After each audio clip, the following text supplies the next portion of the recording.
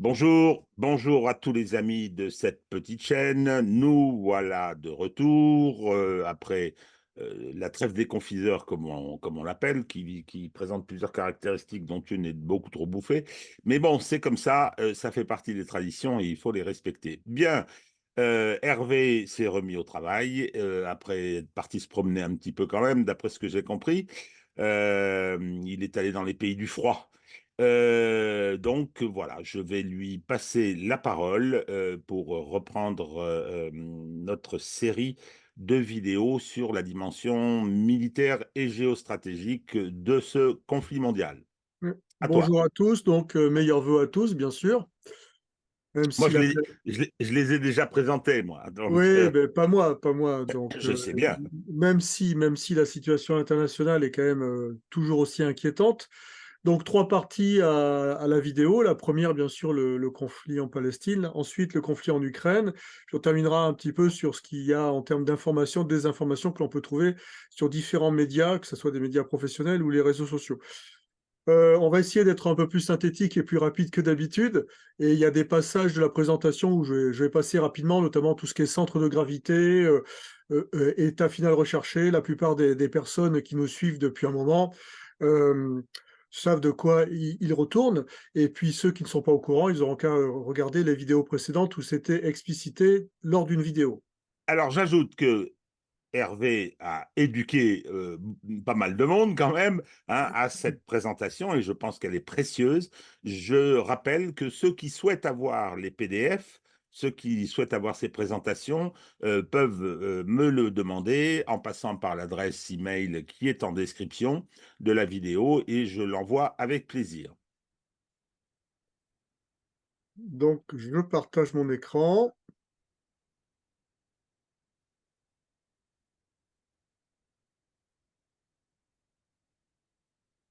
Voilà, donc nous allons commencer par le conflit en Palestine. Après globalement 2 semaines d'interruption, on peut considérer que les options que l'on avait envisagées avec Régis, du moins sur les objectifs cachés du gouvernement israélien, commencent à se dévoiler de plus en plus. Et n'oublions pas que l'armée israélienne applique une stratégie qui lui est propre et qui est celle depuis la guerre de 67, hein, et qui avait été développée par Moshe Dayan, c'est bien sûr avoir une disproportion dans la riposte de manière à dissuader tout un adversaire d'attaquer le territoire israélien et ses citoyens.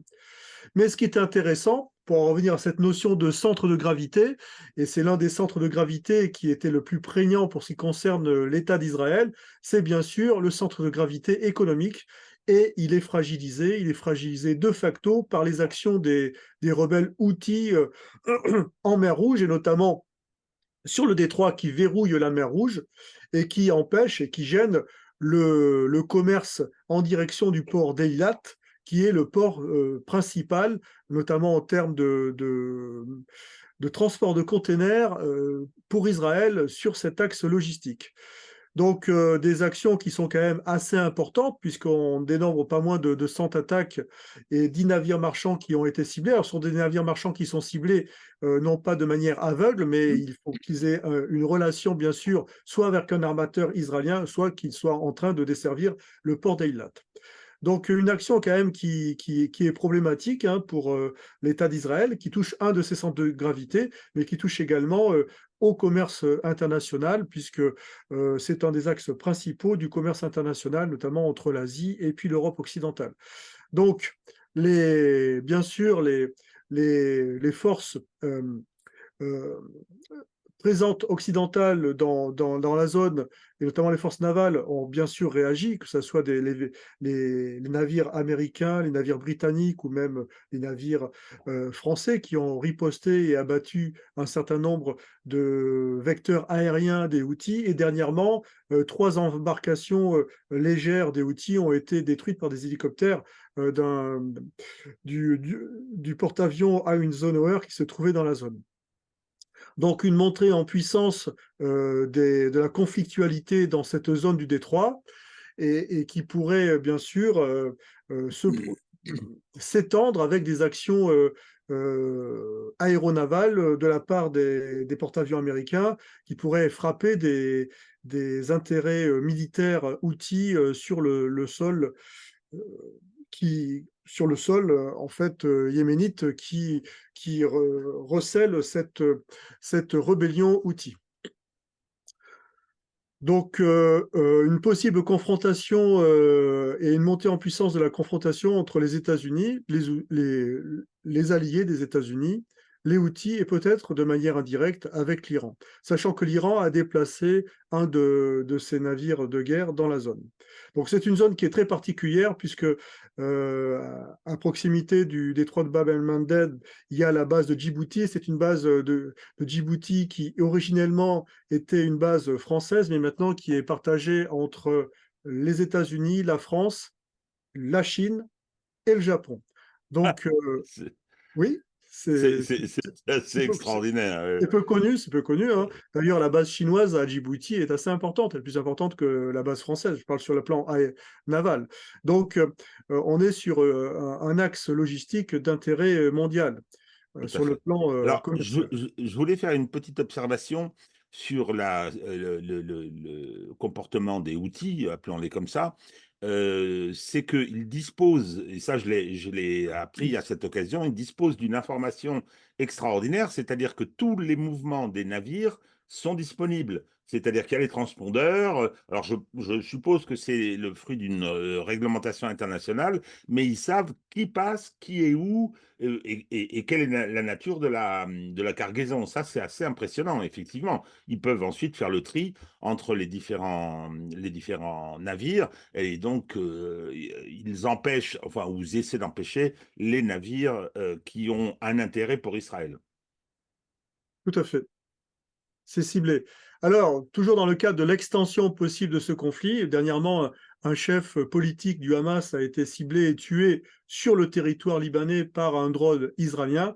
Donc, pour l'instant, la réponse de l'État libanais, qui est un État en faillite, est, est inaudible et ineffective. Par contre, le Hezbollah, évidemment, a répondu en assurant de nouvelles frappes sur des zones qui sont disputées entre l'État d'Israël et puis l'État libanais. Ces fameuses zones qui sont disputées à la frontière du Liban et ces colonies souvent israéliennes qui sont considérées comme non légales par le Hezbollah. En tous les cas, on reste quand même sur des échanges de frappes et il n'y a pas d'opération terrestre, qui serait en fait la bascule marquante pour ce qui concerne les opérations dans cette zone, étant donné que les Israéliens n'ont aucun intérêt à lancer une nouvelle opération terrestre sur la frontière libanaise. De même que le Hezbollah, je ne pense pas qu'ils aient intérêt à monter une opération terrestre sur cette frontière-là. Concernant les pertes de Tsahal, de l'armée israélienne, donc il y a le site de Tsahal qui les suit, et je pense qu'on peut globalement faire confiance à ce site-là, puisque on est quand même dans un pays, Israël, où les citoyens sont très friands d'informations, hein, et donc toutes ces pertes-là sont des pertes qui ont été validées, bien sûr. Et donc, depuis le début de la guerre, début de la guerre, en comptant les attaques, bien sûr, qui ont déclenché cette guerre, il y a 509 militaires israéliens qui sont morts pendant les attaques initiales. Et depuis le 27 octobre 2023, il y a 175 soldats israéliens qui sont morts dans les combats. Ce qui est notable, c'est qu'environ 17% des pertes de l'armée israélienne sont dues, en fait, à des accidents ou des erreurs de tir de l'armée israélienne.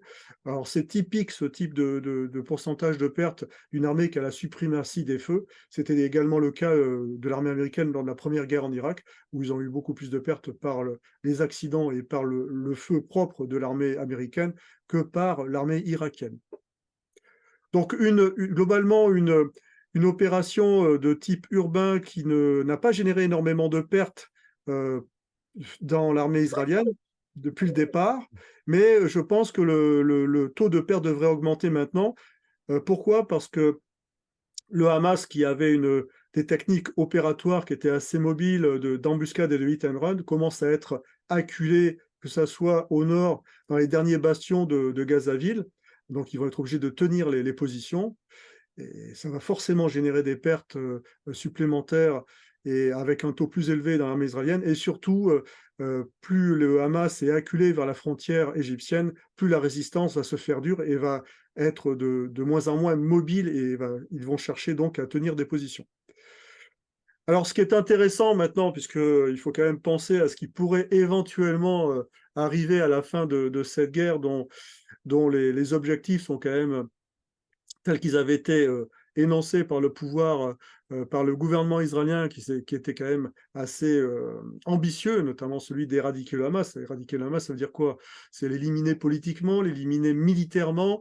L'éliminer militairement, ça peut se concevoir de manière visible, sachant qu'il y aura toujours une part clandestine qui arrivera à survivre, de ce groupe ou des groupes qui lui sont, affiliés. Mais sur le plan politique, ça va être encore plus compliqué, puisque ça veut dire détruire une idée qui est basée sur une idéologie islamiste, mais également basée sur une idée de résistance à l'occupation israélienne sur les territoires palestiniens. Donc ça sera quand même assez compliqué. Alors en tous les cas, comme on l'a souvent dit avec Régis, c'est que bien sûr il y a des objectifs cachés derrière cette notion d'éradication du Hamas, mais c'est bien sûr très probablement de pousser un maximum de population gazaoui en dehors des frontières de Gaza, de manière à ce qu'il y ait, entre guillemets, un reliquat de population gazaoui qui reste maîtrisable du point de vue israélien. Donc c'est pour cela que le ministre de la Défense israélien a commencé à parler d'un plan post-guerre, avec bien sûr un contrôle militaire et sécuritaire de la bande de Gaza post-guerre par Israël, avec une force opérationnelle multinationale, mais qui ne serait pas de type militaire, qui serait plutôt de soutien humanitaire, voire de reconstruction, en bien sûr l'implication de l'Égypte pour verrouiller la frontière entre Gaza et puis l'Égypte, et bien sûr des mécanismes permettant à une autorité palestinienne de reprendre la main sur Gaza. Sachant que l'autorité palestinienne, en l'état qui pourrait être à même de reprendre la main sur Gaza, ça ne pourrait être que celle qui dérive du Fatah, qui se trouve actuellement en Cisjordanie et qui est quand même très très discrédité vis-à-vis de la majorité de la population palestinienne. Donc, Alors, oui, à ce sujet Hervé, je voyais ce matin, en faisant mon petit tour de la presse internationale, qu'il y a eu une réunion du cabinet de guerre, justement, où, comme tu le dis, Galland est venu présenter son plan pour le jour d'après.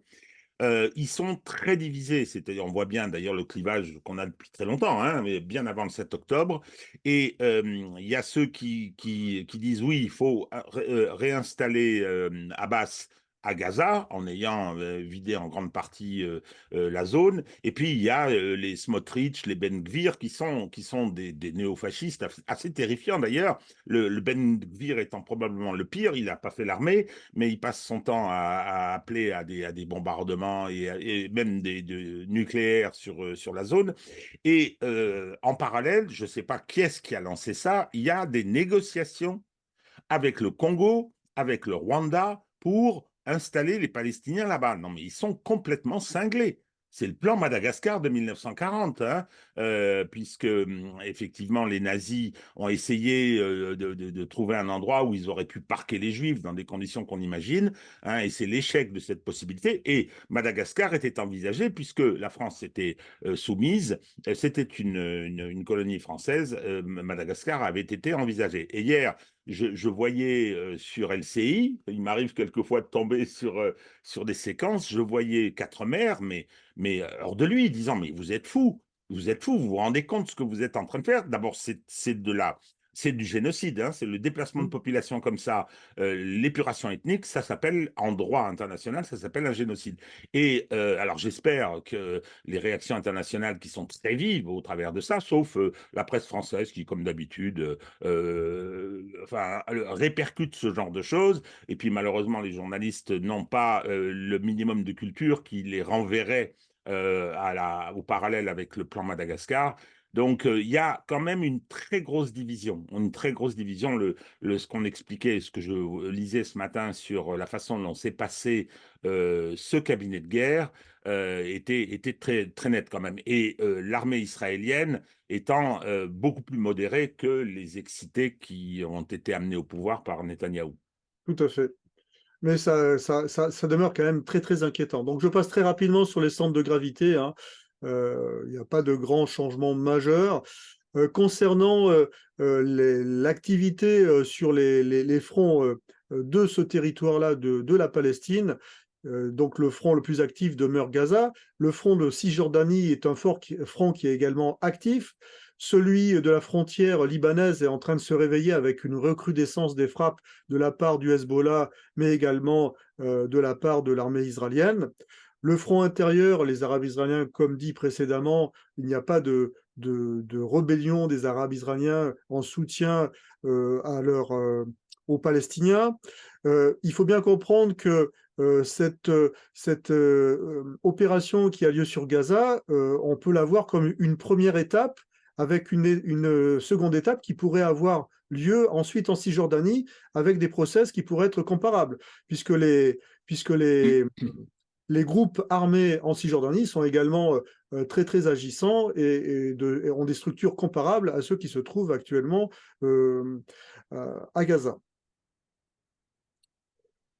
Donc, comme on l'avait dit dès le 15 octobre, l'opération israélienne eh bien, consiste à balayer le territoire de Gaza en cherchant à éliminer un maximum des combattants ou des affiliés à ces combattants du Hamas. On est sur une phase où les combattants du Hamas restant sur la ville de Gaza se trouvent de plus en plus acculés et encerclés sur Jabalia, ce qui veut dire que les combats vont devenir de plus en plus durs dans cette zone-là. Donc il y a une recrudescence des pertes, notamment dans l'armée israélienne. Et il va en être de même sur le sud de la bande de Gaza. Plus l'armée israélienne se rapprochera de la frontière égyptienne, et avec cette notion d'imbrication qui est vraiment la problématique majeure au sud de la bande de Gaza, des combats qui sont en train de se produire et qui vont continuer à se produire jusqu'à ce qu'il y ait éventuellement une reddition des derniers combattants du Hamas, c'est cette imbrication entre les soldats israéliens, entre les combattants palestiniens, mais surtout la population qui maintenant n'a plus aucune échappatoire, ne serait-ce passer la frontière égyptienne. Et bien sûr, cette accumulation de population entre la ville de Khan Younis et Rafah va créer d'énormes problématiques sanitaires, voire d'épidémies. Hein, je pense que c'est le premier risque auquel est vraiment confrontée cette population, c'est le risque d'épidémie de type choléra, quand on voit dans les conditions dans lesquelles ils sont hébergés, c'est-à-dire en fait sous des bâches, dans des conditions qui sont vraiment très très précaires, et avec une saison qui fait que les températures ont baissé, il y a de nombreuses intempéries, ça devient vraiment dramatique. Alors pour en revenir à ce que tu disais, Régis, le fait est, c'est que Ben Gvir a bien une solution qui pourrait être, par exemple, un autre pays pour les Palestiniens. En tout cas, ils font tout pour que l'émigration des habitants de Gaza soit encouragée, donc encouragée par la force, bien sûr. Et le ministre des Finances, Smotrich, qui n'est pas que ministre des Finances du gouvernement actuel, mais qui est également en charge de la gestion de la Cisjordanie, comme par hasard, et bien sûr, dans la même lignée que le ministre Ben Gvir de Sécurité intérieure. Alors maintenant, si on fait un bilan dramatique de cette situation depuis le 7 octobre, chez les civils gazaouis, on serait environ à 21 000 morts, ce qui est énorme en fait, hein, sur une opération d'un peu plus de 2 mois. Le Hamas, les combattants palestiniens, ce sera environ 8 000 morts, et Tzahal serait à 175 morts. Et depuis le 27, hein, depuis l'opération terrestre, et 509 morts entre le 7 et le 27. La grande question, ça va demeurer quand même l'ouverture ou non de la frontière égyptienne. Est-ce que tu as des choses à rajouter sur cette Oui, partie-là? alors, une petite incise, j'ai vu que le Canard enchaîné disait que que Macron était en train d'envisager et de faire travailler sur l'hypothèse d'une intervention militaire de la France contre les Houthis. Bon, et je ne sais pas si c'est vrai, mais je pense qu'on ferait bien de s'abstenir de ce genre de choses. Ensuite, sur les pertes, les, c'est assez difficile. Je regarde la presse israélienne, qui est beaucoup plus contrastée que la nôtre, hein. Je pense à Haaretz, mais pas seulement.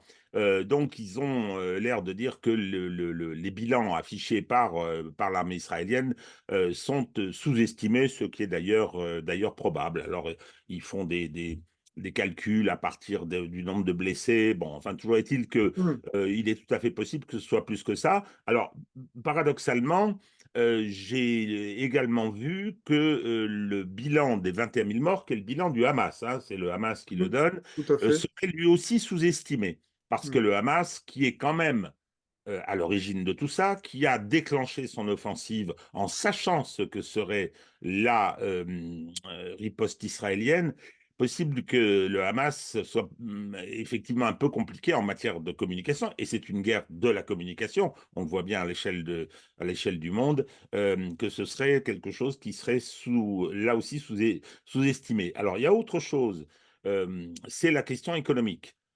Cette guerre coûte une fortune à Israël. Je crois que c'est de l'ordre de 300 millions de dollars par jour. Il y a une partie des forces productives qui est dans l'armée. La réserve a été mobilisée et aujourd'hui, la situation est assez dramatique. Au nord, à la frontière libanaise, il y a plus de 100 000 personnes qui ont été déplacées et puis il n'est pas question qu'elles reviennent pour l'instant. Enfin, je veux dire, au-delà de l'aspect directement militaire, il y a une tension sur la société israélienne qui amène d'ailleurs à une multitude de départs. Moi, j'ai vu quelques chiffres. Alors après, il faut toujours prendre ça avec précaution, mais j'ai vu quelques chiffres sur justement le nombre de personnes qui étaient parties et les gens des artistes, c'est de la presse israélienne toujours, hein, Hmm. disaient que c'était quand même très très inquiétant. Et il faut le comprendre d'ailleurs. Parce que vivre dans un pays dans l'insécurité permanente, et ça explique aussi le traumatisme du 7 octobre dans la population et qui a fait qu'il y a eu une union nationale incontestable parce qu'il y avait une grosse divergence politique. Il y a eu toutes ces manifestations de gens qui avaient une autre vision de ce que devait être Israël. Elles étaient d'ailleurs opposées et malgré ça, il y a eu une forme d'union après le 7 octobre et c'est le traumatisme lié à l'insécurité. Avec la fameuse phrase c'est un pogrom. Le mot n'est pas le bon, évidemment, mais c'est pas la question. Justement, Israël avait été créé pour éviter que ça se reproduise. Or, ça s'est reproduit. Et donc, le traumatisme est profond. Alors, il génère de l'union nationale, mais il génère aussi une envie de partir, et ça a pris des proportions assez importantes, semble-t-il. Très bien. Donc nous allons passer maintenant au théâtre ukrainien avec des éléments quand même qui restent, qui demeurent. On est sur une bascule très probablement qui va se vérifier sur 2024 en ce qui concerne cette guerre, que ce soit sur le plan politique interne à l'Ukraine, mais également des soutiens à l'Ukraine, mais également bien sûr sur le plan industriel et économique des soutiens à l'Ukraine, et bien sûr, et in fine sur le plan militaire des évolutions possibles du front terrestre. En tous les cas, concernant les sanctions, non seulement c'est un échec vis-à-vis de l'effet qui était recherché, puisque c'était pousser la Russie à arrêter tout de suite son opération militaire, ça c'est un échec, même si la Russie, bien sûr, a subi quelques effets, hein, c'est clair, hein, mais ils ont réussi à passer outre. Il suffit de regarder pour cela le taux de croissance de l'économie russe, ou également les bénéfices de vente des hydrocarbures de la Russie sur l'année 2023. En tous les cas, sur l'effet boomerang des sanctions en Europe, il est patent, prégnant, voire drastique. L'exemple même, c'est la production d'engrais en Europe, qui est très très liée en fait à l'énergie peu chère et notamment au prix du gaz. Eh bien, 50 usines de production d'engrais ont fermé leurs portes en Europe, hein, car 75% des coûts de la production d'engrais est dû en fait au prix du gaz. Alors, ces sanctions touchent bien sûr principalement l'économie allemande, hein, et notamment l'économie allemande, notamment l'industrie chimique allemande. Et rappelons que l'industrie chimique allemande utilise le gaz, bien sûr, comme source d'énergie, mais l'utilise également comme source de matière première, mais comme d'autres produits pétroliers à base d'hydrocarbures. Donc, cette matière première qui est préparée par l'industrie chimique, c'est la base également de nombreuses autres productions. Donc, il faut bien comprendre que l'industrie chimique est une industrie stratégique. Si elle commence à s'expatrier, et notamment vers les États-Unis, comme certaines usines de BASF, puisque BASF a commencé à expatrier, délocaliser ses usines vers les États-Unis, ça va devenir vraiment problématique pour l'avenir de l'industrie européenne, sachant qu'il y avait un moteur historique, c'était le miracle industriel allemand qui était basé sur l'énergie à un prix compétitif fourni par la Russie. Alors il reste éventuellement une option d'évolution de ce paysage industriel européen, c'est peut-être une bascule vers un centre de gravité qui serait plutôt italien, puisque l'Italie est le deuxième pays industriel en Europe. Pourquoi cette bascule vers l'Italie? Parce que l'Italie a accès au gaz du Maghreb, hein, via les gazoducs qui traversent la Méditerranée, notamment le gaz algérien, et puis surtout l'Italie est le hub d'arrivée du gaz azerbaïdjanais d'ailleurs, qui est du gaz russe, qui est acheté par l'Azerbaïdjan et qui est revendu aux Européens.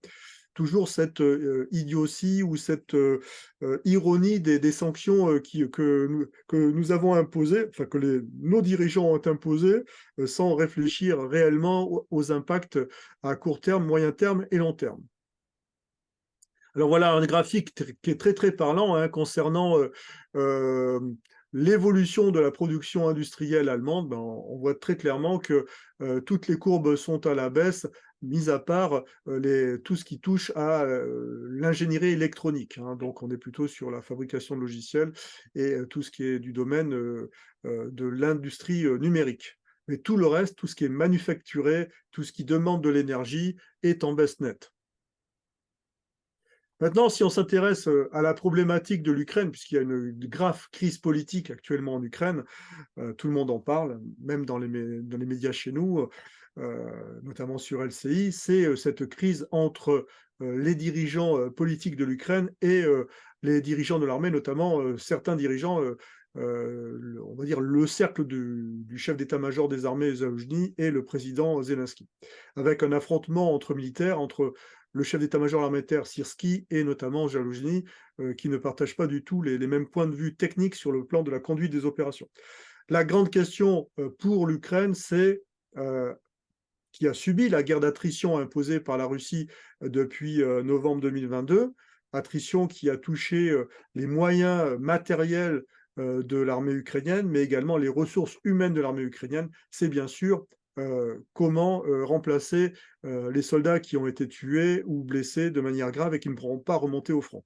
Sachant que les soldats ukrainiens, au-delà de la moyenne d'âge qui est de 43 ans et qui était de 33 ans au début du conflit, elle est de 43 ans actuellement, elle était 33 ans au début du conflit, bien souvent ce sont des soldats qui depuis février 2022, pour ceux qui sont encore vivants et sur le front et qui ont participé aux premières opérations, n'ont quasiment pas été relevés.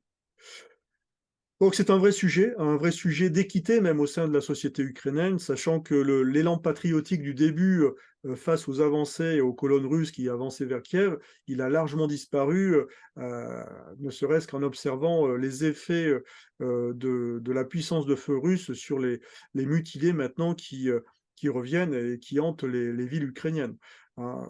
Il y a un taux de mutilation au sein de la population ukrainienne qui est supérieur à celui de l'armée anglaise pendant la Première Guerre mondiale. Donc, une interview intéressante sur le Kiev indépendante. C'est une vidéo qui est en anglais, qui est intéressante, puisque le sujet maintenant pour l'armée ukrainienne, c'est d'arriver à reconstituer ses ressources aussi bien en matériel qu'en ressources humaines formées. Donc, il y a bien sûr cette notion d'éventuel repli stratégique concédé, mais dans ce cas-là, sur des lignes qui devraient être préparées. Or, en l'état, lorsqu'on regarde cette vidéo, il apparaît, je pense que le jeune, d'ailleurs, c'est un ancien, un soldat qui était sur le front, il est interviewé, il dit que pour l'instant, nous n'avons pas de ligne préparée, et c'est une interview qui date d'il y a 3 semaines. Au sein du Parlement de la Rada ukrainienne, la loi sur la mobilisation qui devrait être votée avant la fin janvier pour fournir les effectifs attendus par les militaires, donc des effectifs qui sont demandés par les militaires qui seraient assez importants, de l'ordre de 400 000 à 500 000 recrues. Donc il faudrait les former et les équiper. Hein, il y a d'énormes dissensions, et notamment la députée Tymoshenko qui a défrayé la chronique puisqu'elle a fait quand même quelques années de prison pour corruption, qui a dit après tout pourquoi mobiliser les gens puisqu'il y a des forces de sécurité dont les gens sont formés. Donc c'est un exemple, hein. Ça montre en tous les cas qu'il y a des discussions qui sont importantes sur ce sujet-là en Ukraine. Quelle pourrait être la teneur de cette loi sur la mobilisation? Eh bien, c'est une loi qui serait très, très restrictive sur le plan des libertés individuelles pour ceux qui seraient mobilisables et qui ne se soumettraient pas à leurs obligations. Ils deviendraient quasiment des sous-citoyens, voire des personnes qui n'auraient plus accès à tous les services fournis par l'État ukrainien, voire même ne plus avoir accès à leur compte bancaire. Donc, ce sera une loi qui va être assez drastique pour lutter contre, en fait, les exemptions abusives et puis éventuellement les fuites également de citoyens mobilisables à l'extérieur du pays. Sachant qu'il y a également un sujet, c'est bien sûr tous les citoyens mobilisables ukrainiens qui se trouvent actuellement en dehors du territoire ukrainien. Et c'est un des grands sujets de préoccupation de ces personnes qui sont expatriées, puisque on voit que l'État ukrainien fait tout justement pour avoir des moyens de pression pour qu'ils puissent revenir et être enrôlés dans l'armée. Alors, c'est un exemple intéressant, puisque le ministre de la Défense actuel, euh, ses enfants, ses fils ne sont bien sûr pas sur le territoire ukrainien, mais sont aux États-Unis. Ils sont mobilisables, hein, bien sûr. Donc, une situation de l'armée ukrainienne qui est très, très problématique sur le plan des matériels et surtout sur le plan des ressources humaines, avec, même si les données sont bien sûr cachées en termes de pertes, des pertes que la plupart des personnes en Ukraine savent très importantes. Alors maintenant, si on s'intéresse à la guerre industrielle, hein, qui oppose la Russie à l'Ukraine et aux alliés occidentaux de l'Ukraine, il est clair que la Russie est en train de gagner la guerre industrielle, tout en n'ayant pas mobilisé toute son économie et être passée en économie de guerre. C'est d'ailleurs pour cela qu'elle fait appel à des ressorts extérieurs, hein, en termes de munitions et de moyens de, de frappe, hein, que ce soit les missiles coréens, les obus coréens, ou les drones et missiles iraniens. C'est justement pour éviter de passer en économie de guerre et de mobiliser plus de son tissu industriel, hein, puisque le but, un des centres de gravité pour les dirigeants russes, c'est que cette opération militaire, cette guerre en Ukraine demeure acceptable par la population russe. Et pour qu'elle demeure acceptable par la population russe, il faut qu'il y ait toujours l'industrie manufacturière qui permette de produire les biens de consommation dont la population russe a besoin, et aussi que les pertes de l'armée russe ne soient pas trop importantes. Donc tout est basé sur ce rapport à la puissance de feu qui permet justement d'éviter des pertes excessives pour les forces russes. En tous les cas, la France, en 2024, pourra produire pendant toute l'année 3 à 4 jours de feu d'artillerie sur le front ukrainien.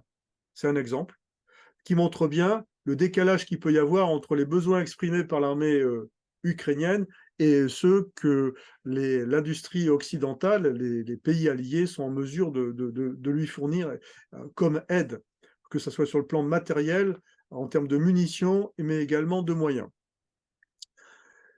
Maintenant, si on s'intéresse également à cette configuration de cette armée ukrainienne, qui est celle qui a tenté de franchir la ligne surovikine durant tout l'été, eh bien, comme on l'avait dit également sur cette chaîne, la maintenance des nombreux moyens sophistiqués occidentaux, notamment les chars Léopard, mais également d'autres blindés qui ont été fournis de manière échantillonnaire, mais également de manière très disparate à l'armée ukrainienne, est très problématique. À tel point que maintenant, à la fin de l'année, il y a très très peu de chars Léopard qui sont en activité dans les forces. La plupart ont été détruits ou endommagés, et ceux qui ont été endommagés sont exfiltrés vers la Pologne, voire la Lituanie, pour être réparés.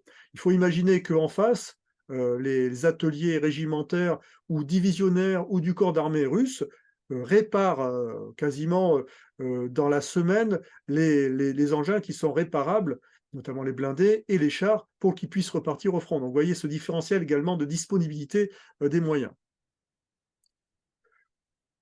Et bien sûr, un complexe militaro-industriel occidental pour qui cette guerre est une véritable aubaine sur le plan des profits, hein, puisque contrairement au complexe militaro-industriel russe qui est à base d'entreprises étatiques qui vont vendre à prix coûtant les matériels qui sont commandés par l'État russe, et bien là, vous avez, c'est logique, hein, vous êtes dans le domaine du privé avec cette notion d'investissement, de retour sur investissement et surtout de marge.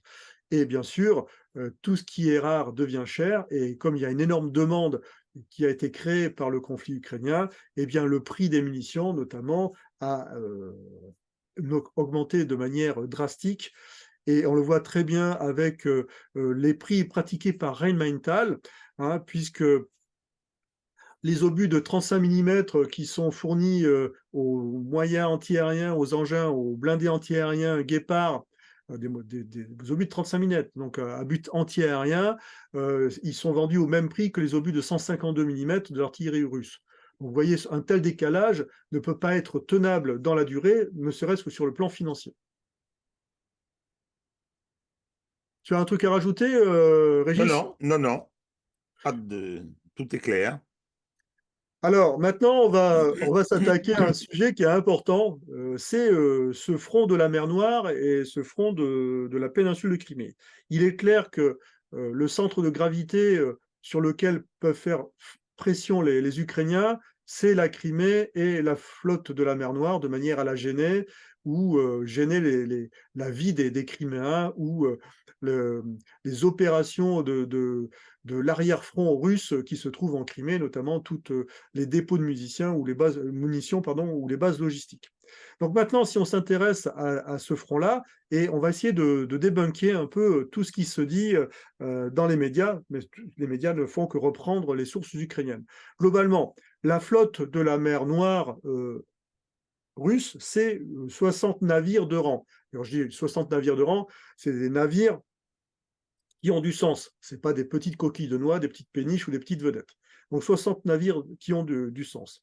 Ces 60 navires-là, certains ont été attaqués, certains ont été détruits, d'autres ont été endommagés et d'autres ont évité ou fait échouer les attaques qu'ils ont subies, que ce soit par des drones navals ou des drones aériens ou des missiles de type Storm Shadow. Globalement, il y a 60 navires. Sur ces 60 navires, il y a des navires qui sont très très importants sur le plan stratégique pour les Ukrainiens. Ce sont ceux qui sont capables de frapper à terre au moyen de missiles calibre. Donc vous avez des corvettes, des frégates et les sous-marins. Donc 6 sous-marins kilos, 4 frégates et une vingtaine de corvettes qui ont des capacités de frappe à la terre. Ces moyens-là, qui ont des capacités de frappe à la terre, et la plupart des navires de rang, ils ont été exfiltrés vers le port de Novorossiysk. Ce port-là peut être attaqué encore par des drones navals, même si les Russes ont pris des mesures de précaution.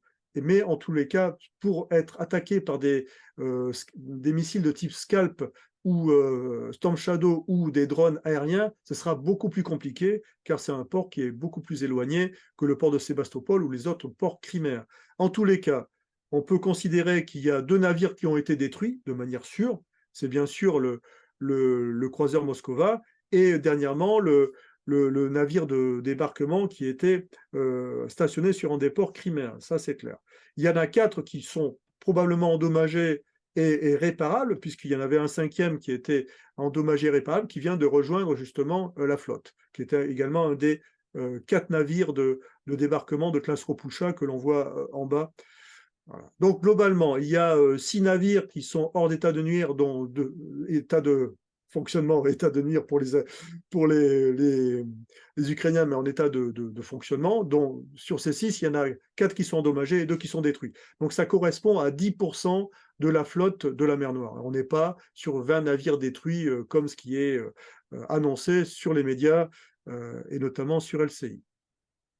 Alors, Concernant... je Oui, vas-y. voulais, je voulais ajouter quelque chose concernant, et je le répéterai sur d'autres aspects, concernant la mer Noire. Effectivement, on voit bien les éléments de communication, c'est-à-dire qu'on on prend des initiatives, on gêne les Russes, on crée une insécurité éventuelle sur la Crimée, mais l'objectif, il n'est pas militaire, l'objectif, il est véritablement politique, il est communicationnel. C'est dans la période actuelle où le discours sur la défaite ukrainienne a pris beaucoup de force en Occident, et ceux qui veulent que le soutien se poursuive, y compris, on le voit bien, la France, avec ses attitudes et les communiqués du ministère des Affaires étrangères, ces initiatives ukrainiennes sont destinées à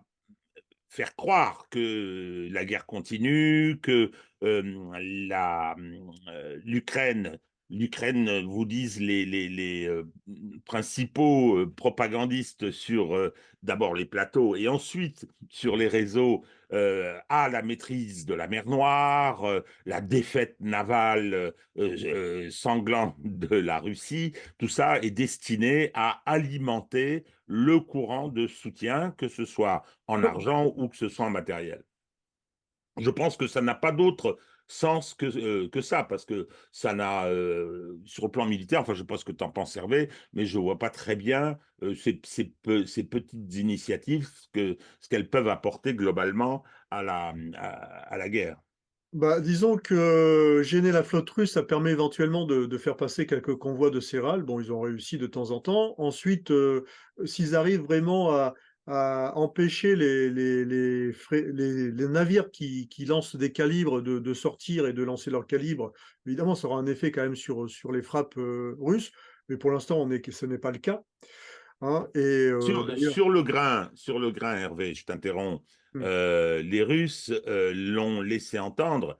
C'est difficile de s'opposer au passage des convois de céréales. C'est difficile parce que sur le plan là aussi de la communication, ils ont besoin d'une communication, pas vis-à-vis de l'Occident, ça, alors là, ils s'en moquent un peu, mais vis-à-vis du Sud global, bon, c'est difficile tu les vois couler un navire chargé de céréales. Je pense que ce serait, en termes de communication, assez dramatique. Donc Ouais, voilà. ouais, ouais, mais en tous les cas, on est sur plutôt ça. Maintenant, je pense qu'il y a un enjeu sur la Crimée, hein, parce que la Crimée pourrait devenir un enjeu éventuellement de négociation. Alors, évidemment, ces opérations sur la Crimée peuvent être également dangereuses pour l'Ukraine si jamais les Russes partent à l'offensive de printemps-été et qu'ils approchent d'Odessa, puisque toutes ces attaques-là partent globalement de la région d'Odessa. Donc il pourrait y avoir peut-être une négociation entre bien, la sécurité de la Crimée et le maintien d'Odessa dans la future Ukraine, et en montrant que là, il y a peut-être un élément de négociation entre les deux belligérants. Mais pour l'instant, c'est le seul moyen de pression militaire et sur le plan stratégique que l'Ukraine a vraiment sur les Russes. Alors maintenant, on va parler des frappes qui ont eu lieu. Donc, deux frappes de mémoire, il y a eu le 27 décembre et le 3 janvier pour ce qui concerne les frappes russes. Et puis ensuite, la frappe de riposte sur Belgorod de la part des Ukrainiens. Donc, un niveau de frappe inusité de la part de Moscou hein, depuis le début de la guerre, ce qui devrait amener quand même certains experts à réfléchir par rapport à hypothèses, ou même plutôt leurs affirmations, parce que ce n'étaient pas des hypothèses, c'était des affirmations, je dirais, gratuites, puisque globalement, on ne peut jamais savoir quel est le niveau de ressources d'un des belligérants. On le voit très bien pour les Scalp et les Storm Shadow pour ce qui concerne les Ukrainiens, mais c'est d'autant plus vrai pour les Russes, dont la spécificité est de ne rien dire. Donc, Moscou a lancé au total près de 300 missiles et plus de 200 drones lors de la première frappe du 27 décembre. Donc, évidemment, des effets collatéraux qui ont été dramatiques, hein, au-delà des cibles qui étaient soit militaires, soit d'intérêt stratégique, type dépôts, usines, ou alors euh, installation de production d'énergie. Alors, comment on peut expliquer ces dégâts collatéraux qui ont été importants quand même sur la population ukrainienne? D'abord, c'est le niveau des frappes, hein, c'est clair, hein, avec énormément de vecteurs aériens qui ont été envoyés. La première raison, c'est très probablement parce qu'il y a dans ces frappes-là notamment des missiles Kh-32, qui sont des missiles qui datent des années 70-80, qui étaient des missiles russes qui étaient destinés à frapper les porte-avions américains, dont la précision est de l'ordre de la centaine de mètres. Alors les Russes continuent à les utiliser parce qu'ils sont très très difficiles à intercepter par les défenses antiaériennes ukrainiennes. Donc, défaut de précision. Ensuite, deuxième explication, ben, certaines des munitions de la défense antiaérienne ukrainienne retombent sans s'autodétruire. Bon, il y a un exemple d'ailleurs d'une munition qui a été filmée par des résidents ukrainiens. C'était un missile iristé d'origine allemande qui tombe dans le Dniepr, et on voit très bien qu'il n'a pas explosé en fait, alors qu'il aurait dû exploser et s'autodétruire s'il avait raté sa cible. Et bien sûr, ensuite, les missiles qui sont interceptés, les missiles russes qui sont interceptés par la défense antiaérienne ukrainienne, mais qui ne sont pas totalement détruits ou partiellement détruits, et donc ou déviés, et qui retombent ensuite de manière aléatoire un peu n'importe où. Donc voilà globalement pourquoi il y a ce niveau de perte importante dans la population ukrainienne. Alors Ah, maintenant, attends, il y a, là, je t'interromps de nouveau. Il y a également l'attaque sur Belgorod, qui a été une attaque sur je vais en parler. Ah oui, pardon. Ouais. D'accord. Parce que, Alors, oui, ok, mais je te ouais, dirai à ce ouais, moment-là ouais, voilà. ce que j'ai appris concernant la réaction des Russes. Voilà. Donc, ben oui, voilà. Donc, en fait, face à cette attaque importante, l'Ukraine a réagi notamment en opérant des frappes sur la région de Koursk et surtout sur la région de Belgorod, où il me semble qu'il y a eu une trentaine de morts, et puis ouais, 25, oui, c'est ça, 25 personnes ont été tuées, on va dire une trentaine de morts. Alors, très clairement, c'est une frappe qui a été réalisée par un système de lance-roquettes multiples d'origine tchèque. Donc, Belgorod, c'est pas très éloigné quand même de la frontière russo-ukrainienne. Et donc, c'est un tir qui a visé le centre-ville de Belgorod, et donc de manière aléatoire, et qui a touché de manière aléatoire. Il n'y avait pas d'objectif militaire. Le but, c'était de montrer à la population ukrainienne qu'elle avait souffert et que l'armée ukrainienne pouvait faire souffrir également la population russe.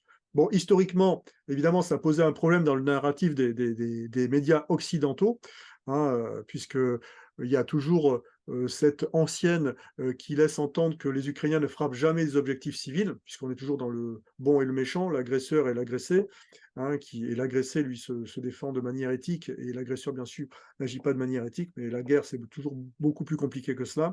Et de toute manière, historiquement, depuis 2014, l'artillerie ukrainienne bombarde Donetsk et les environs de Donetsk, sans pour autant bombarder des objectifs militaires, mais bombarde tout simplement le centre-ville de Donetsk de manière aléatoire, avec les morts et les blessés civils que cela a entraîné. Tu veux dire un truc là, Régis, sur Belgorod? Oui, c'est que ça a eu un impact assez fort, sinon très fort en Russie. C'était au moment des fêtes, c'est une patinoire, il y avait des enfants. Donc, et il y a eu, je veux dire, une opinion publique qui était un peu chauffée à blanc. Et ça a été d'autant plus le cas que gênés, moi je pense qu'ils ont été gênés, les Occidentaux, ce que tu viens de dire, ont un peu finassé. Et en particulier, le ministère des Affaires étrangères français qui a refusé de condamner l'attaque sur Belgorod, parce que c'était de la légitime défense, avec y compris la communiqué de la présidente de l'Assemblée nationale, Madame Yael Braun-Pivet, qui s'était précipitée à Tel Aviv, hein, pour soutenir la riposte israélienne et ce qui se passait à Gaza, hein, et qui là a fait tout un dégagement en disant c'est horrible, les bombardements russes qui tuent des civils, ce sont des crimes de guerre et nous veillerons à ce que les personnes soient poursuivies. Ce qui l'amenait à ne faire aucun commentaire sur les civils tués à Gaza. Et là, les Russes, ils ont envoyé Medvedev, comme d'habitude, en première ligne, hein, le bad guy, hein, qui est venu effectivement insulter les Français, carrément, hein, insulter les Français de façon très désagréable sur la façon dont nous avions réagi. Voilà, c'est de la guerre de communication assez lamentable, je dirais, de part et d'autre, hein, compte tenu du fait que jusqu'à présent, il ne faut pas oublier euh, l'interview, non, plutôt l'entretien de Poutine avec les soldats à l'hôpital, les soldats blessés, quand on lui posait des questions sur les Ukrainiens. Et il a dit, mais attendez, les Ukrainiens ce sont actuellement des adversaires, mais ce ne sont pas des ennemis, ce ne sont pas nos ennemis. Hein, ce sont des gens, ce sont des frères, on est contraint de les combattre comme ça, et nos ennemis, ce sont les Occidentaux, c'est l'OTAN. C'était effectivement assez clair, ce qui explique pourquoi ils ont quand même, depuis le début de la guerre, quand on voit ce que font les Israéliens et ce qu'ont fait les Russes, et le bilan des civils tués depuis le début de la guerre, ça n'a strictement rien à voir, quoi. Strictement rien à voir, parce que les Russes sont, et dans le déploiement de leur corps expéditionnaire initial en février 2022, les Russes font ça à l'économie, quoi. Hein, ils font ça à l'économie, y compris en ce qui concerne la question des pertes civiles. En tous les cas, ce qu'il faut bien comprendre en fait sur cette masse de frappes russes, c'est le but, c'est d'épuiser la défense anti-aérienne ukrainienne. D'ailleurs, c'est un des grands sujets maintenant, hein, pour les Occidentaux. Ils ont relancé d'ailleurs les lignes de production des Patriotes. Et en France, dernièrement, le ministre Lecornu cherchait à savoir comment ils allaient pouvoir refournir des missiles Aster 15, puisque on a donné des systèmes Mamba. Je pense qu'on a donné un système Mamba à l'armée ukrainienne. Donc, évidemment, ils ont tiré des missiles Aster 15. Donc, des missiles Aster 15, je ne pense pas que l'armée de l'air en ait énormément non plus. Donc, c'est un vrai sujet, hein, c'est le sujet des munitions. Parce que derrière cet épuisement de la défense antiaérienne ukrainienne, la question, ça va être la défense antiaérienne du corps de bataille. Et on voit très bien que derrière la stratégie russe, il y a des options qui commencent à se dessiner, hein, sur une probable offensive russe de printemps-été.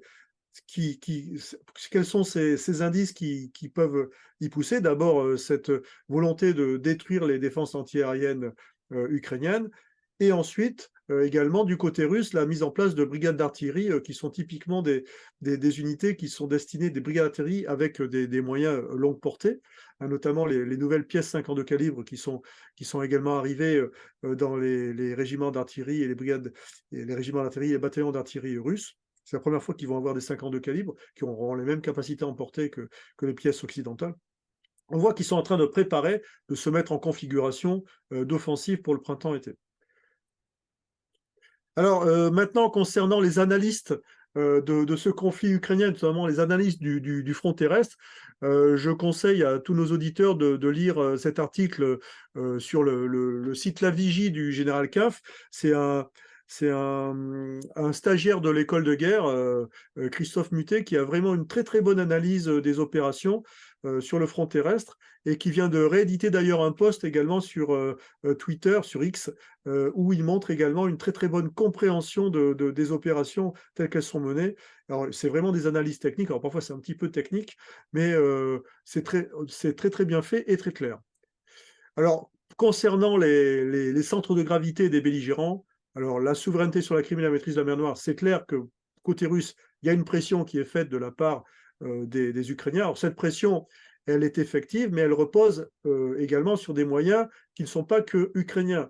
Bien sûr, les Ukrainiens ont des drones navals, ils ont également des missiles Neptune à l'origine mer-mer et qu'ils ont transformés en mer-sol de manière à pouvoir frapper également des missiles S-200 qui étaient des missiles antiaériens qu'ils ont transformés également pour pouvoir frapper à terre, mais ils ne pourraient pas frapper la Crimée et puis les quelques navires qu'ils ont réussi à endommager ou détruire de la flotte de la mer Noire sans l'aide occidentale, notamment sans les Storm Shadow et les Scalp, et sans bien sûr le renseignement en guerre électronique de la part de l'OTAN qui permet de détecter les failles de la défense antiaérienne russe, que ce soit les failles en termes de dispositifs de détection à terre et la position des batteries, mais également le moment où les avions de veille aérienne russes sont en l'air et le moment où il y a cette rupture de veille aérienne chez les Russes, parce que les Russes ont un problème de disponibilité de leurs avions de veille aérienne.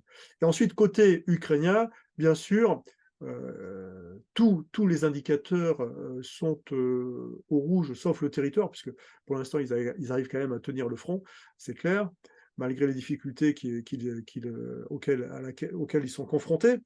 Mais il est clair que c'est les effectifs, c'est que va faire cette armée avec ce déficit en effectifs formé, et plus qu'en équipement d'ailleurs.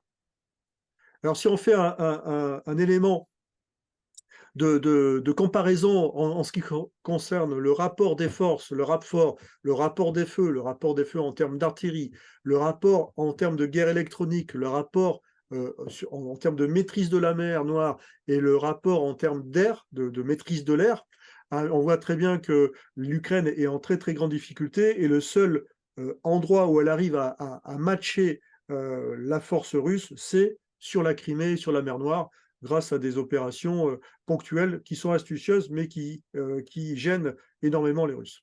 Alors, pour en revenir à ce que je disais il y a quelques mois, notamment lors de mon interview sur TV Liberté, c'est que le centre de gravité sur lequel les Ukrainiens peuvent faire pression, le centre de gravité russe, c'est bien la Crimée, la mer Noire et la flotte de la mer Noire. Et ça a été d'ailleurs rappelé par le président Zelensky, qui bien sûr, montre bien que leur but, c'est avant tout chercher, entre guillemets, à isoler la Crimée. Ça, c'est impossible, mais en tout cas, faire pression sur la Crimée.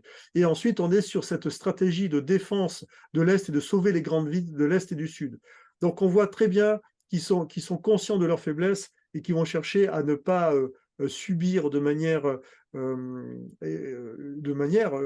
va dire, importante une offensive russe, hein, de printemps ou été, avec, en évitant bien sûr l'effondrement d'une partie du front.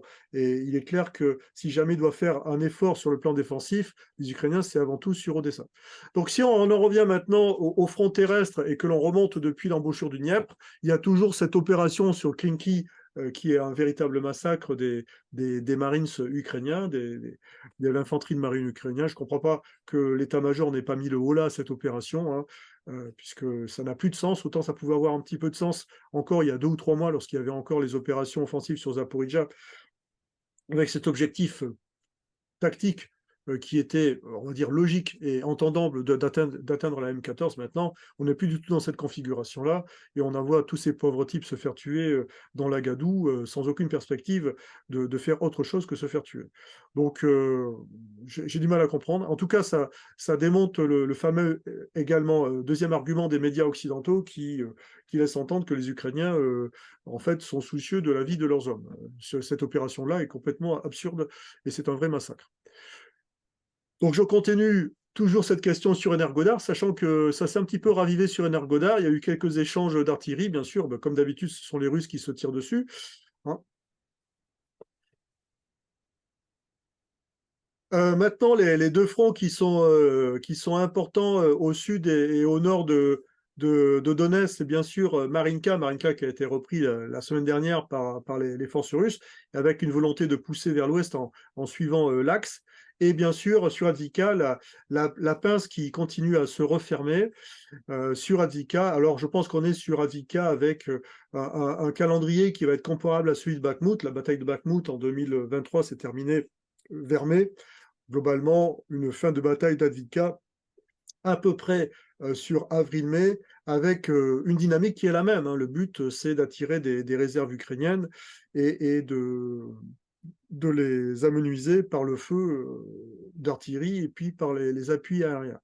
Alors, la 47e BM qui était sur Zaporizhzhia, qui a été déplacée sur Bakhmout, est une des brigades d'élite de l'armée ukrainienne, qui est notamment armée de véhicules de combat d'infanterie Bradley, pour l'instant résiste plutôt bien malgré le différentiel de feu.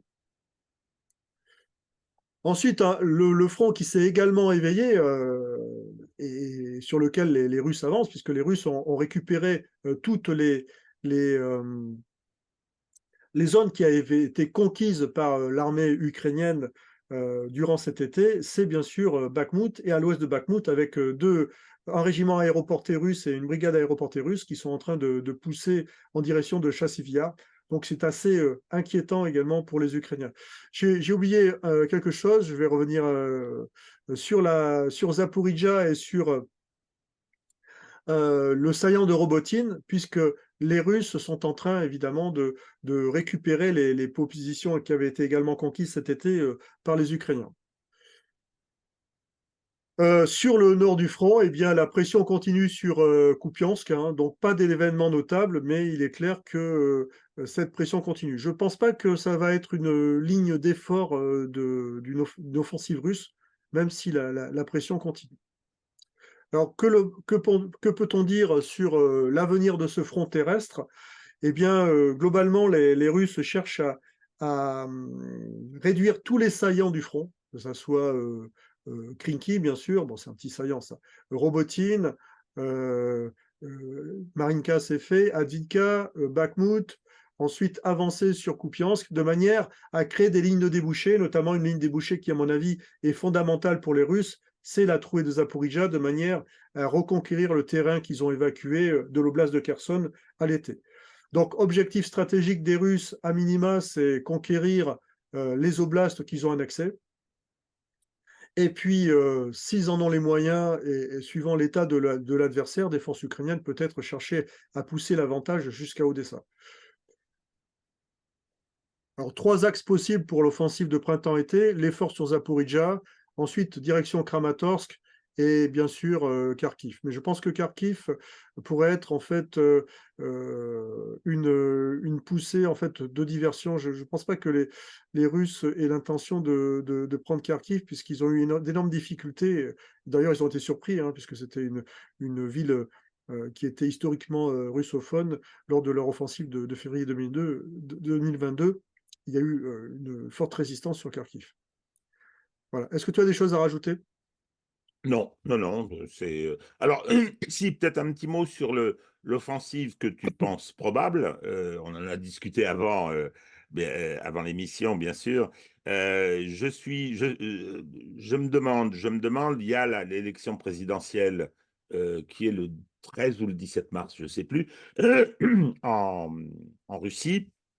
Euh, sur le fait que, je veux dire, cette stratégie qui consiste à masser, à broyer l'armée ukrainienne, mais pas seulement l'armée ukrainienne, c'est-à-dire aussi le pays, est-ce que c'est pas finalement plus économique que de lancer une offensive et ce qu'on a pu constater, moi, enfin ce que j'ai constaté et appris à cette occasion, c'est que les conditions de la guerre du 21e siècle, de la guerre moderne de haute intensité, sont pas favorables du tout à l'offensive, quoi. Hein. C'est très difficile, c'est coûteux. Et puis il y a une autre chose, le colonel Goyafi nous a bien dit que si le front ne bougeait pas, malgré le fait que tout le monde constate les poussées et le remodelage du front que tu décris, le colonel Goyafi nous a dit que les terribles pertes russes empêchaient désormais d'avancer parce qu'ils sont épuisés.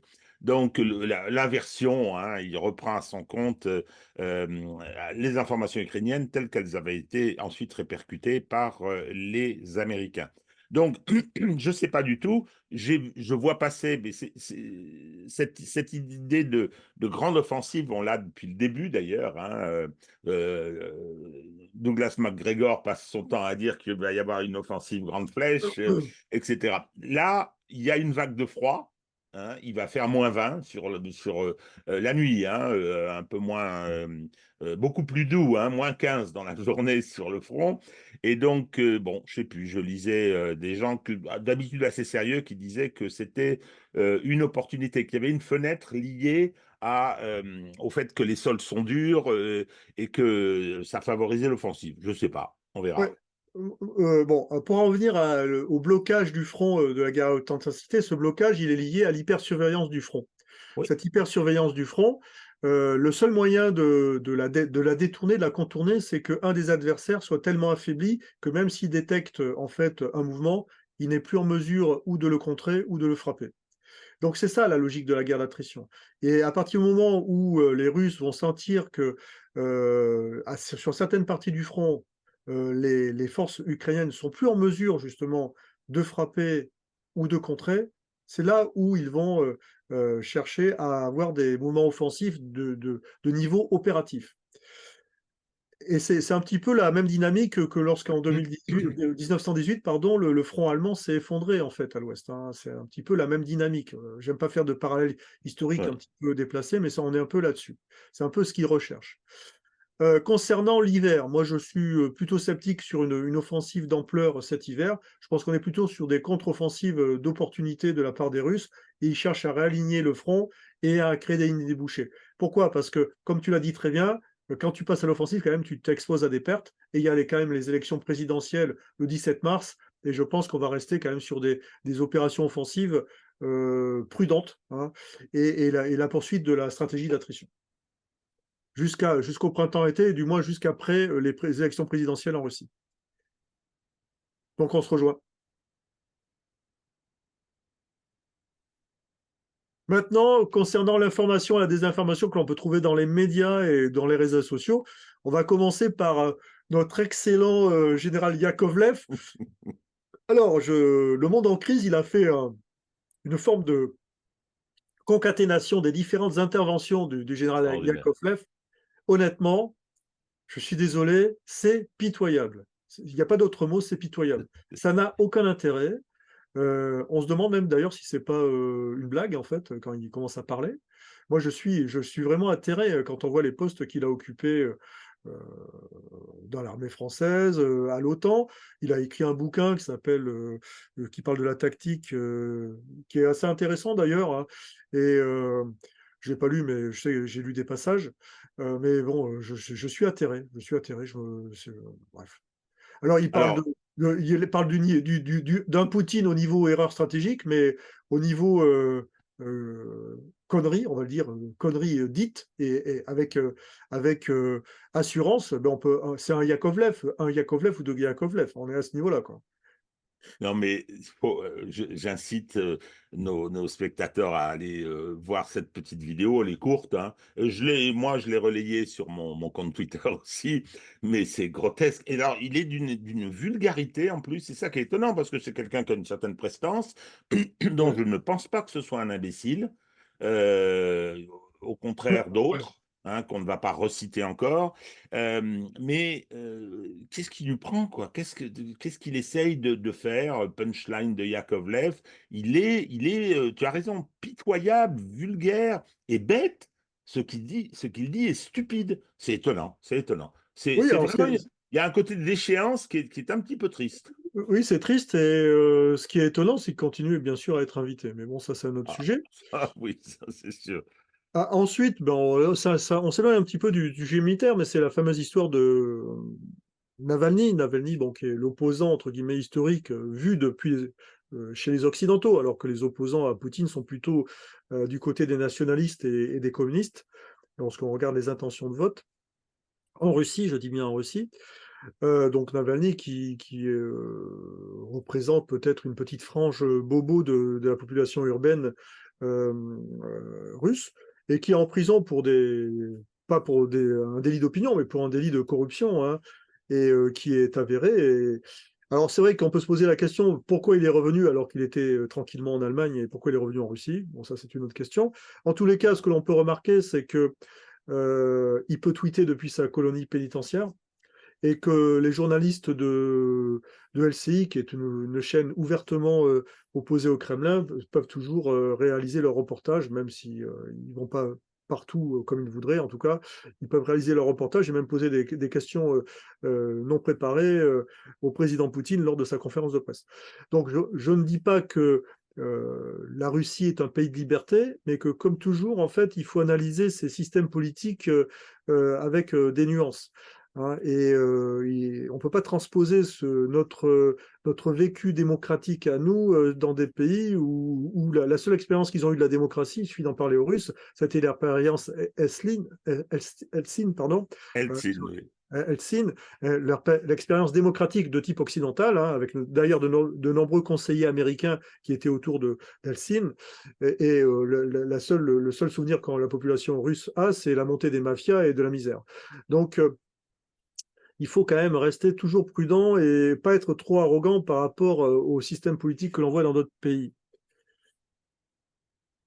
Alors, bien sûr, il y a la fameuse élection américaine qui est également citée dans les médias, hein, comme si les Russes basaient leur stratégie sur l'élection de Trump, sachant que l'élection de Trump, c'est un nationaliste, il défendra les intérêts américains. S'il voit qu'il y a un intérêt à poursuivre la guerre et l'appui à l'Ukraine, il le fera. Donc on ne peut pas baser une stratégie sur un événement aléatoire comme celui-là.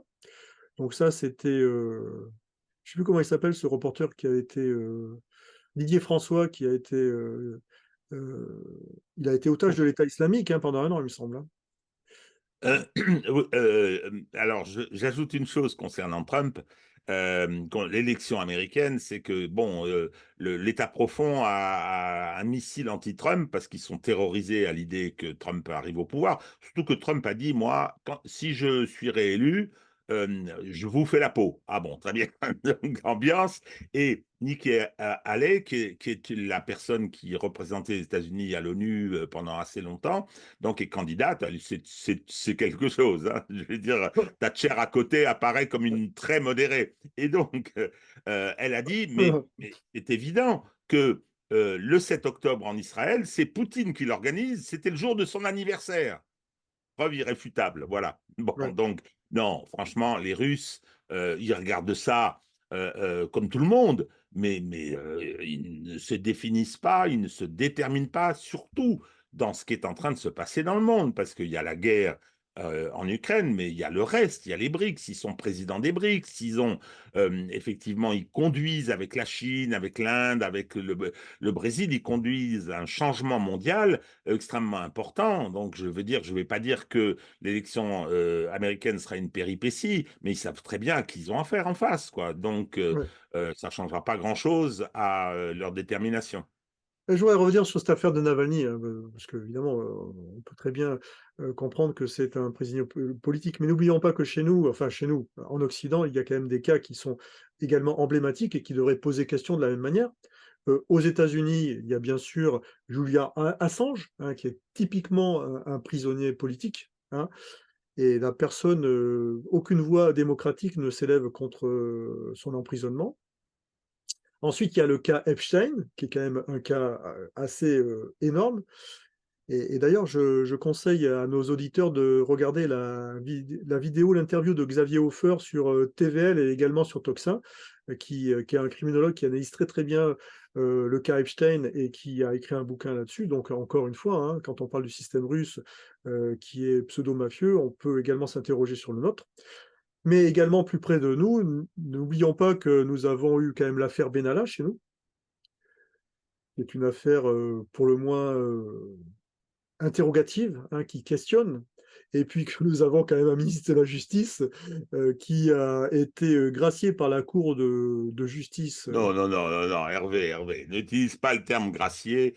C'était un Vas-y. règlement de compte Ouais, des magistrats. Moi, ma thèse est que effectivement, la magistrature a contribué à l'élection d'Emmanuel Macron par une opération, une espèce de révolution de couleur. Hein. On a disqualifié le favori pour permettre son élection et depuis, il est protégé. Quand j'aurai en détention ou au moins en garde à vue les dirigeants de McKinsey qui ont participé à tout un tas d'infractions. Quand Madame Marlène Schiappa, qui a détourné 2 millions d'euros de fonds publics pour le donner à ses amis en utilisant la tragédie de Samuel Paty, oui, oui, non, je crois qu'on n'a aucune leçon à donner, franchement. Franchement, aucune Mais c'est leçon à ce donner. que je Moi, dis, je peux c'est faire. ce que je Oui, oui, dis. oui, oui, bien sûr.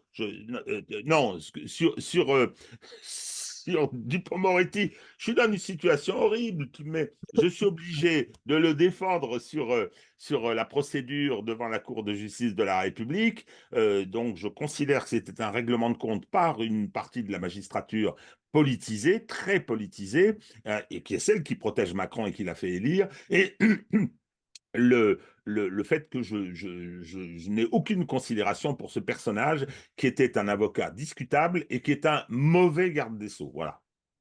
Alors maintenant, mon camarade de promotion Michel, et je vous conseille d'ailleurs, pour ceux qui ont un compte Twitter, de suivre Anaké Group. Là, c'est un ancien officier des troupes de marine, hein, avec qui je suis en contact justement, puisque je trouvais que c'était toujours intéressant là, les posts qu'il fait. Et justement, il y a une dernière sortie encore une fois, hein, de Michel Goya, disant que Marinka, c'est pas une victoire russe.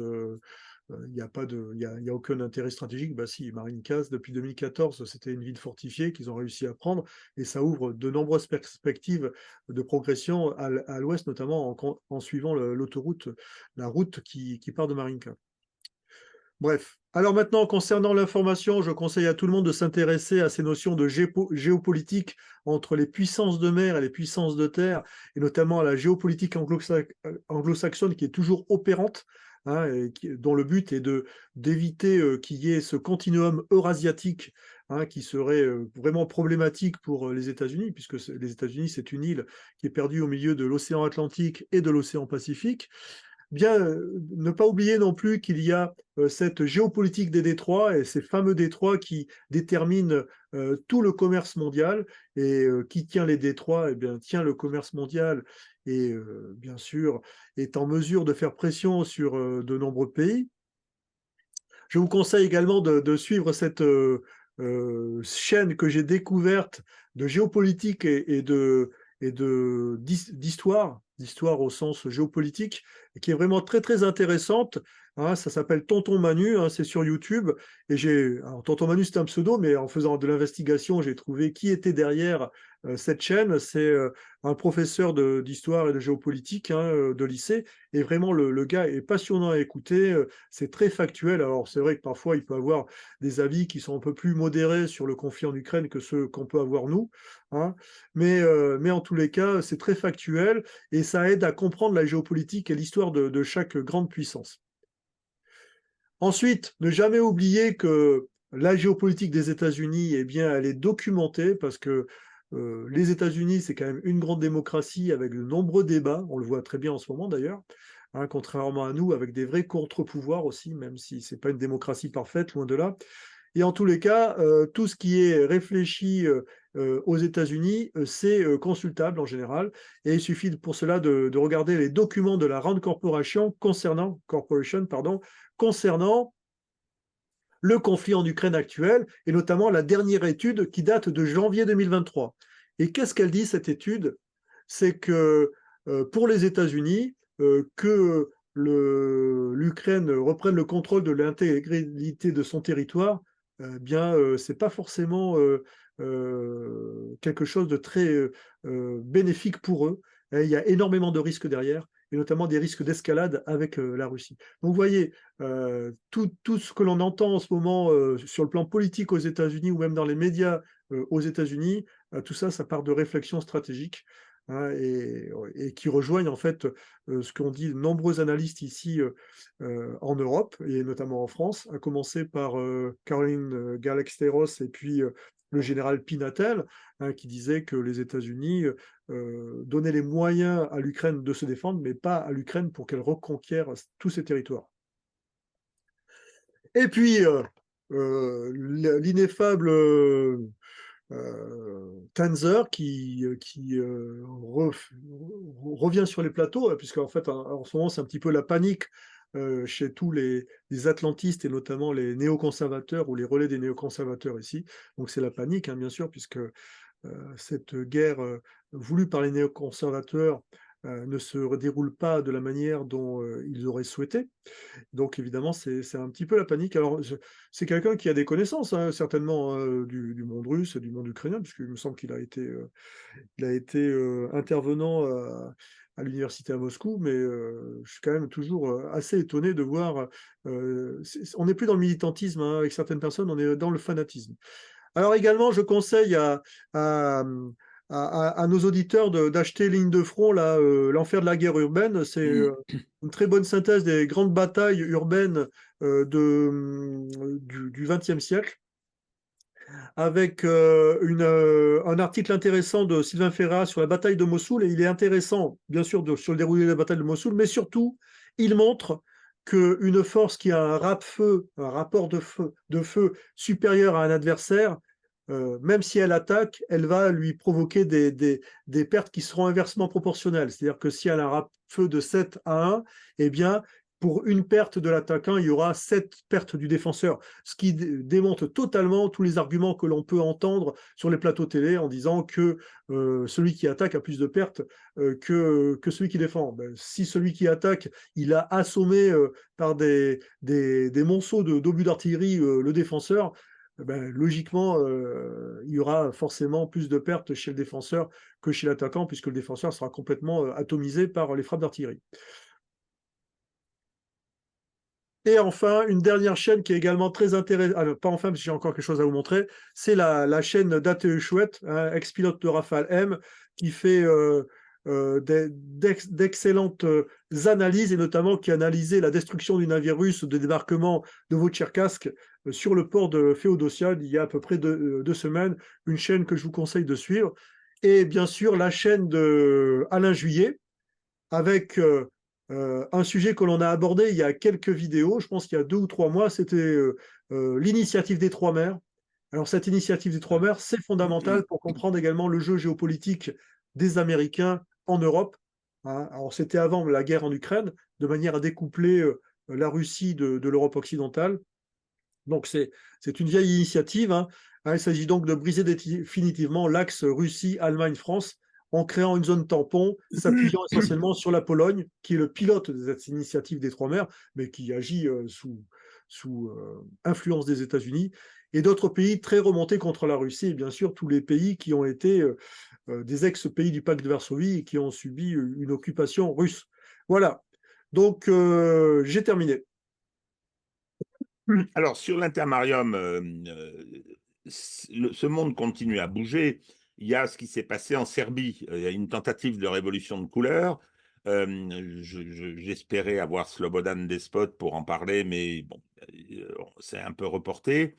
Euh, Ça fait partie, là aussi, de toute cette géostratégie et de la volonté américaine qui souhaite se débarrasser de l'axe Allemagne-France, sachant que l'Allemagne, c'est une vieille histoire, c'est-à-dire que, et c'est ça qui me surprend dans la soumission actuelle de l'Allemagne. Enfin, je veux dire qu'il ne se soit pas trouvé un dirigeant allemand, même dans l'opposition, pour dénoncer le sabotage de Nord Stream 2, alors que plus personne ne doute que ce sont les États-Unis qui l'ont fait, quoi. Enfin, c'est assez Mais, surprenant. mais tout le monde s'est écrasé, puisque lorsque les Russes ont demandé à l'ONU une enquête Oui. internationale, évidemment, tous les alliés des États-Unis ne l'ont pas soutenu. Ça, à la limite, pourquoi pas, hein, même si la France avait des intérêts quand même dans Nord Stream, hein. Il y a 1 milliard d'euros qui avait été investi par Engie, hein.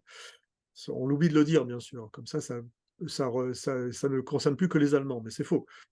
Et ensuite, les Allemands, moi je suis quand même sidéré sur le fait que Olaf Scholz n'ait pas lui-même déclenché une enquête et mis en difficulté les États-Unis. Mais en fait, les conséquences seraient tellement drastiques sur le plan géopolitique et même sur le plan de la confiance au sein de l'OTAN que il- en fait, ce sabotage, il est trop énorme pour être dévoilé pour l'instant. Oui, mais les plaques tectoniques continuent à travailler, à jouer. C'est clairement, je veux dire, l'ensemble de l'opinion publique qui s'y intéresse, mais enfin bon, ça a été quand même quelque chose d'important, savent très bien à quoi s'en tenir. C'est assez. Alors, il n'y a pas de traduction politique pour l'instant, mais le jour venu, ce sera peut-être le cas. Alors, je voulais juste rajouter un petit quelque chose à propos de cette communication. J'ai été frappé par un dessin du dessinateur de presse CAC, qui est pas mauvais, hein. Je suis grand amateur des dessins de presse, mais il est bon. C'est à propos du conflit au Moyen-Orient. On voit deux mollahs de dos qui regardent le bombardement de Gaza. Et il y en a un qui dit, tu te rends compte ce qu'ils sont en train de faire à Gaza, je ne sais pas ce qui me retient de leur taper dessus. Et alors l'autre mollah répond, ah ben, la peur peut-être. Et le troisième répond, le premier, pardon, répond à son tour, j'essaierai de la mettre au montage, répond à son tour, oui, ça doit être ça. Je veux dire, ce dessin témoigne d'abord d'un mépris des Iraniens, d'un mépris des Perses, d'un mépris des gens de ce pays, en s'imaginant, et je ne suis pas un fanat du régime des Mollahs, oh mon Dieu non, hein, mais enfin on se rappelle comment ils se sont battus contre l'Irak, soutenus par l'Occident, qui leur a fait la guerre. Hein, à une époque, une guerre terrible. S'imaginer que si il y avait une intervention terrestre, est-ce que par les Américains contre l'Iran, alors avec des bombardements peut-être, hein, ce serait aussi performant que ce qu'ils ont fait en Afghanistan. Donc, ce que je me dis, c'est que il y a vraiment une arrogance extraordinaire, quoi. Cette façon, ce dessin de presse dans le journal L'Opinion, hein, qui est un journal bourgeois, plutôt pas mal fait d'ailleurs, euh, cette façon de toiser un grand peuple, qu'on l'aime ou qu'on l'aime pas, et cette façon de les présenter comme des pleutres, je veux dire, ça frise le racisme, quoi. Et c'est une caractéristique qu'on rencontre depuis 2 ans, depuis le début de la guerre en Ukraine, c'est cette sous-estimation de l'adversaire, c'est cette tendance occidentale à l'arrogance et au fait de toiser les peuples considérés comme inférieurs. Ce dessin est assez infect, finalement, dans ce qu'il présente. Non, non, les mollahs et les chiites, pas plus que certains sunnites, n'ont pas peur. Ils n'ont pas peur de mourir, ils vont trouver leur vierge là-haut. Hein. Ce que je dis est peut-être un peu caricatural, mais non. Si on veut aller se battre contre les Iraniens, ça va être dur, ça va être très difficile. Hein. Même si on les bombarde, même si on leur fait le shock and wave là, hein, ça va pas être une promenade de santé comme ça a été pour l'Irak, où les Américains sont quand même partis la queue entre les jambes. Hein, faut pas oublier ça. Donc, comme disait, je crois que c'est Larry Johnson qui dit, il y en a certains, les combattre, ce seront pas des éleveurs de chèvres ou des jockeys de chameaux. Je connaissais pas l'expression jockey de chameau, surtout que ceux-là, ils nous ont botté le cul. Ah oui, d'accord. Ben donc, il parlait des Russes. Voilà, c'est une petite observation un petit peu agacé sur cette difficulté à nous débarrasser de notre arrogance qui est détestée par le Sud global. Bon, J'ai terminé. j'arrête le partage. Voilà. Hop. Et Voilà. voilà. Nous y sommes. Bon, eh bien écoutez, voilà, c'était une copieuse réintroduction pour 2024. On va voir d'ici quelques semaines si les probabilités d'Hervé se réalisent. Ce sont pas des prévisions, il prend des précautions concernant une éventuelle offensive russe de printemps et d'été. Quand on entend d'ailleurs les Russes sur la durée de la guerre, on n'entend nulle part qu'elle va s'arrêter rapidement. Hein. Je pense que, y compris que certains disent que ça va encore durer au moins 1 an, peut-être 2. Enfin, bon, on verra comment ça se passe. Mais bon, il y a l'ensemble du monde qu'on va continuer à observer qui continue à bouger avec l'Argentine qui n'a pas rejoint les BRICS. Mais je crois que tout le monde s'en fiche. Hein. Ce qui est important et intéressant, c'est de voir qu'il y a euh, l'Égypte, pays musulman, l'Arabie Saoudite, pays musulman, l'Iran, pays musulman. Il y a aussi les Émirats, je crois, hein, pays musulmans. Et bon, il y a l'Éthiopie qui n'est pas un pays musulman, qui est un pays en grande partie chrétien. Hein, donc voilà. OK. Eh bien, Hervé, encore merci. Et donc, à très bientôt. Salut.